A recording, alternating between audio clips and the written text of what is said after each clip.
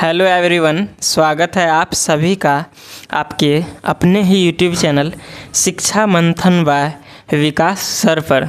दोस्त, आज की इस वीडियो में मैं इंग्लिश की एक नई स्टोरी को लाया हूँ, जिसके माध्यम से मैं आप सभी को इंग्लिश के ग्रामर्स रूल्स को सिखाएंगे, वोकैब को सिखाएंगे तथा इंग्लिश का अच्छे से उच्चारण करना सिखाएंगे।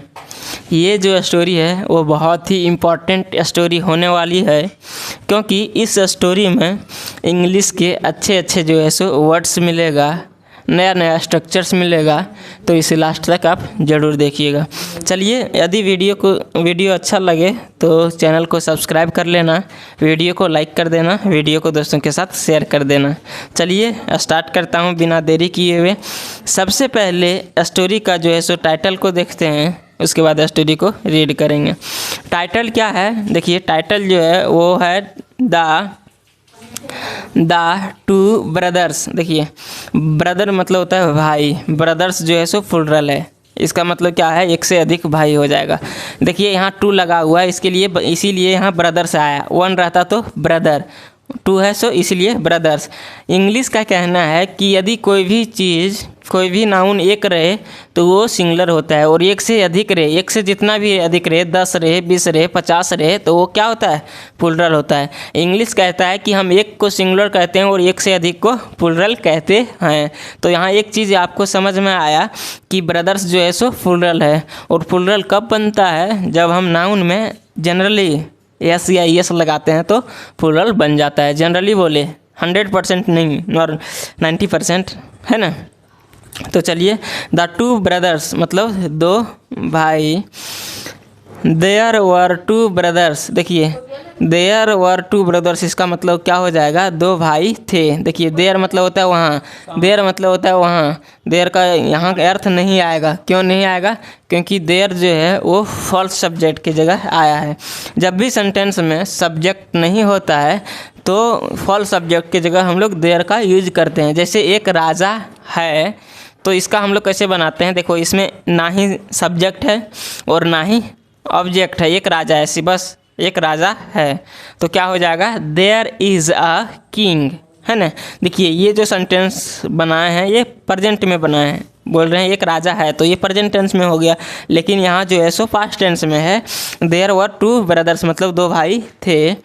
The elder brother inherited everything. देखो, इनहेरिटेड मतलब होता है विरासत में मिलना। कोई भी जो विरासत में जो संपत्ति, जो ये वंशानुगत जो होता है वो संपत्ति मिलना। देखिए, द इल्डर मतलब होता है बड़ा, तो द इल्डर बड़ा, ब्रदर मतलब भाई, इनहेरिटेड बड़ा भाई को विरासत में मिला, एवरीथिंग मतलब सभी चीज़, एंड और gave the younger brother nothing, और दिए। देखिए, गिव मतलब होता है देना, गैव जो है सो उसका सेकंड फॉर्म है। ये जो यहाँ से यहाँ तक था ये मेरा सब्जेक्ट था, ये वर्ब की सेकंड फॉर्म था। जब भी सेंटेंस में आप सभी को सब्जेक्ट, ये सेंटेंस में सब्जेक्ट के बाद वर्ब की सेकंड फॉर्म आता दिखे तो वो जो सेंटेंस होता है वो होता है सिंपल पास्ट टेंस का अफर्मेटिव सेंटेंस। उसका जो हम लोग हिंदी करते हैं वो हिंदी करते हैं क्रिया के अंत में लगाते हैं क्या चीज़? ता है, ता था, ते थे, ती थी, या फिर या ये ई। तो देखिए, gave the younger brother nothing, और छोटे भाई क्या, छोटे भाई, यंगर मतलब होता है छोटा, और छोटे भाई को नथिंग मतलब कुछ नहीं दिए। गिव मतलब होता है देना, गैव जो है सो उसका सेकंड फॉर्म है, तो छोटे भाई को कुछ नहीं दिए। बड़े भाई को विरासत में हर चीज़ मिला, लेकिन छोटे भाई को कुछ नहीं दिए।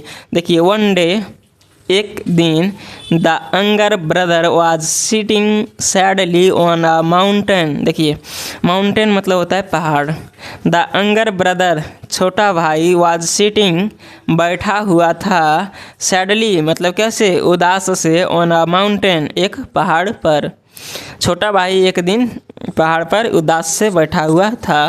When a bird asked him. देखिए, व्हेन मतलब होता है जब, अ बर्ड एक पक्षी ने, आस्क मतलब होता है पूछना, आस्क्ड जो है सो वर्ब की सेकंड फॉर्म है। तो जब एक पक्षी ने पूछी, क्या पूछी? हिम, उसे। जब उसे एक पक्षी ने पूछी, why are you so sad, मतलब वाई मतलब होता है क्यों, यार मतलब क्यों हो यू तुम सो सैड, मतलब तुम इतना सैड क्यों हो, इतना उदास क्यों हो। The brother told her everything. देखिए द ब्रदर भाई ने, टोल्ड टेल मतलब होता है कहना, टोल्ड जो है सो वर्ब की सेकंड फॉर्म है। तो भाई ने कहा हर उसे, एवरीथिंग सभी चीज़, तो भाई ने उसे सभी चीज़ कह दिया। द बर्ड सेड पक्षी ने कही, से मतलब होता है कहना, सेड जो है सो उसका सेकंड फॉर्म है। तो पक्षी ने कही, क्या कही, क्लाइम ऑन माई बैक। देखिए क्लाइम, क्लाइम मतलब होता है चढ़ना, तो चढ़ो ऑन माई बैक, मेरे पीठ पर। बैक मतलब होता है पीठ, और बैक मतलब पीछे भी होता है, लेकिन पक्षी ने क्या बोली कि चढ़ो मेरे पीठ पर। देखिए ये जो सेंटेंस है ये नया सेंटेंस है। देखिए ये जो सेंटेंस है कौन सा सेंटेंस होगा, ये इम्परेटिव सेंटेंस होगा। इम्परेटिव सेंटेंस किसे कहते हैं, वैसा सेंटेंस जिसका उपयोग हम किसी को सलाह देने में, किसी को ऑर्डर देने में, किसी से कुछ आग्रह करने में, है ना, तो करते हैं। तो वैसा जो सेंटेंस होता है तो वो क्या होता है, इम्परेटिव सेंटेंस होता है। इसका स्ट्रक्चर क्या होता है, इसका स्ट्रक्चर देखिए भाई होता है वर्ब का फर्स्ट फॉर्म, उसके बाद ऑब्जेक्ट होता है। तो देखिए क्लाइम मतलब होता है चढ़ना, ये वर्ब का फर्स्ट फॉर्म है, उसके बाद क्या है, ऑब्जेक्ट है।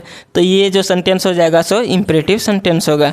आई will carry you to the land of gold. Gold मतलब होता है सोना, और लैंड मतलब होता है ज़मीन, तो सोने के धरती पर। लैंड मतलब धरती, तो सोने के धरती। लैंड ऑफ गोल्ड मतलब क्या हो जाएगा, सोने के धरती पर। तो देखते हैं, आई विल कैरी, मैं आई विल कैरी, मैं ले जाऊंगा, मैं ले जाऊंगी, यू तुम्हें, to the land of gold, सोने के धरती पर। पक्षी ने बोली कि मेरे पीठ पर बैठो तुम, मैं तुम्हें सोने की धरती पर ले जाऊंगी। बट लेकिन we need to leave the land before sunrise. देखिए लेकिन we need to leave, leave मतलब होता है छोड़ना, लेकिन हम लोगों को छोड़ने की ज़रूरत होगी द लैंड, ज़मीन को, बिफोर सनराइज। सनराइज मतलब होता है सूर्योदय से, सूर्योदय, और बिफोर मतलब होता है के पहले। तो सूर्योदय के पहले हम लोगों को ज़मीन को छोड़ने की ज़रूरत होगी, है ना, उस धरती को छोड़ने की ज़रूरत होगी। क्यों छोड़ने की ज़रूरत होगी, आगे देखिए लिखा हुआ है एज, एज मतलब होगा क्योंकि। The sun burns everything. देखिए द सन, सन मतलब सूर्य, बर्न्स, बर्न मतलब होता है जलना, बर्न्स जो है मतलब जला देता है। क्योंकि द सन बर्न्स, सन सूर्य जला देता है, एवरीथिंग सभी चीज़ को। क्योंकि सूर्योदय होने के बाद वहाँ जो धरती है, उस धरती पर जो भी चीज़ होता है उसको सन, सूर्य ने जला देता है। देखिए सो इसलिए the bird took the younger brother to the land. देखिए इसलिए द बर्ड, पक्षी ने, टुक ले गई, द यंगर ब्रदर। देखिए टेक मतलब होता है ले जाना, लेना या फिर ले जाना, तो टुक जो है सो उसका सेकंड फॉर्म है। तो पक्षी ने ले गई द यंगर ब्रदर, छोटे भाई को, टू द कहाँ, लैंड, लैंड मतलब ज़मीन पर, धरती पर ले गई पक्षी ने छोटे भाई को। नेक्स्ट देखते हैं, नेक्स्ट क्या है, the brother quickly collected some gold and they flew back before sunrise. देखिए द ब्रदर क्विकली, भाई ने तुरंत ही, क्विकली मतलब होता है तुरंत, तो भाई ने तुरंत ही कलेक्टेड, इकट्ठा किया, कलेक्ट मतलब होता है इकट्ठा करना, तो कलेक्टेड जो है इसे वो सेकंड फॉर्म है, तो इकट्ठा किया सम गोल्ड, कुछ सोने को, एंड दे फ्ली बैक, और वे वापस आए, बिफोर सनराइज, सूर्योदय से पहले। देखिए बिफोर मतलब होता है के पहले, ये एक फ्री पोजीशन है, तो वो सूर्योदय के पहले वापस आए। नेक्स्ट देखते हैं, he told his Elder brother everything. देखिए ही टोल्ड, टेल मतलब होता है कहना, टोल्ड जो है सो उसका सेकंड फॉर्म है, तो उसने कहा हिज एल्डर ब्रदर, अपने बड़े भाई को, एवरीथिंग सारी चीज़, सारी बातें उसने अपने बड़े भाई को बता दिए। He too went to the mountain. देखिए ही टू मतलब होता है वह भी, ये टू मतलब होता है भी, तो ही टू वह भी, वेंट मतलब गए, टू द माउंटेन कहाँ, पहाड़ पर, वह भी पहाड़ पर गए। He made up a sad story. देखिए उसने एक सैड स्टोरी को बनाया, मतलब एक दुखी कहानी को उसने बनाया। And the bird carried him, और पक्षी ने ले गई, हिम मतलब उसे, और टू यहाँ भी आया है इस सेंटेंस में, देखिए तो उसे भी ले गई, to the land of gold मतलब सोने के धरती पर। उस बड़े भाई ने एक जो है सो झूठ के एक जो है सो फॉल्स में एक झूठी स्टोरी को बनाई, और वो भी उसको भी वो पक्षी ने ले गई कहाँ, सोने के धरती पर।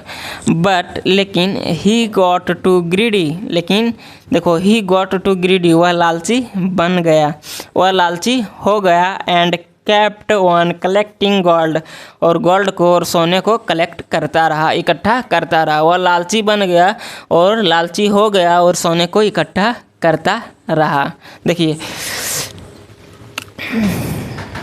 ढक गया था, देखिए। And kept one collecting gold, और सोने को क्या करता रहा, और सोने को इकट्ठा करता रहा। नेक्स्ट देखते हैं। The bird tried of waiting flew away as the sun was rising. देखिए द बर्ड पक्षी टायर्ड इसको ट्राई बोल दिए थे, टायर्ड उसमें टायर्ड है, टायर्ड मतलब होता है थका हुआ। द बर्ड पक्षी टायर्ड मतलब थकी हुई थी, ऑफ वेटिंग मतलब इंतज़ार करते करते, पक्षी जो थी वो इंतज़ार करते करते थक गई थी। फ्ली अवे मतलब उड़ गई, एज क्योंकि इंतज़ार करते करते वो थक गई थी इसीलिए वह उड़ गई। एज क्योंकि द सन वाज राइजिंग, क्योंकि जो सूर्य था वो युगने ही वाला था, या फिर सन जो था वो युग रहा था। देखिए ये नया स्ट्रक्चर है, ये सब्जेक्ट है मेरा, उसके बाद वाज है, उसके बाद वर्ब का फोर्थ फॉर्म है। राइज मतलब होता है युगना, और जो वर्ब का फोर्थ फॉर्म हो जाएगा वो राइजिंग हो जाएगा। तो जब भी सेंटेंस में सब्जेक्ट के बाद वाज या फिर वर आता है, उसके बाद वर्ब का फोर्थ फॉर्म आता है, तो वो जो सेंटेंस होता है वो सिंपल पास्ट कॉन्टिन्यूअस टेंस में होता है। इसका हिंदी करते हैं हम लोग, क्रिया जो होता है उसके अंत में लगाते हैं रहा था, रहे थे, रही थी, है ना। नेक्स्ट देखते हैं। तो क्योंकि सूर्य युगने ही वाला था या फिर सूर्य युग रहा था।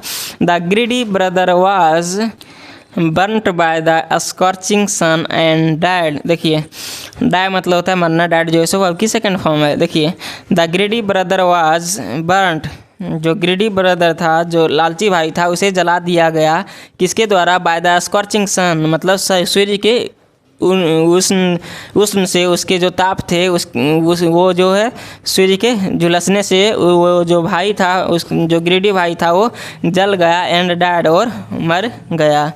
अब हम देख लेते हैं इस स्टोरी का मॉरल मतलब क्या होता है, शिक्षा। इस कहानी को देखने के बाद इस कहानी से हम लोगों को क्या सीख मिला। देखिए नेवर बी ग्रीडी, नेवर मतलब होता है कभी नहीं, बी मतलब होना या बनना, और ग्रीडी मतलब लालची। तो कभी नहीं लालची बनो या फिर कभी नहीं लालची हो। तो दोस्त ये स्टोरी आप सभी को कैसा लगा, आप इसे कमेंट में ज़रूर बताइए। यदि स्टोरी से आप सभी को कुछ सीखने को मिला होगा तो प्लीज़ चैनल को सब्सक्राइब कीजिएगा, वीडियो को लाइक कीजिएगा, वीडियो को दोस्तों के साथ शेयर कीजिएगा। मैं इसी प्रकार से रेगुलर एक इंटरेस्टिंग स्टोरी, एक मॉरल स्टोरी को लाता रहूँगा, और आप सभी को इंग्लिश सिखाने की, इंग्लिश की डर भगाने की प्रयास करता रहूँगा। तो फिर मिलेंगे नेक्स्ट वीडियो में, तब तक के लिए जय हिंद। अपना ख्याल रखिए, अच्छे से पढ़िए, ध्यान से पढ़िए।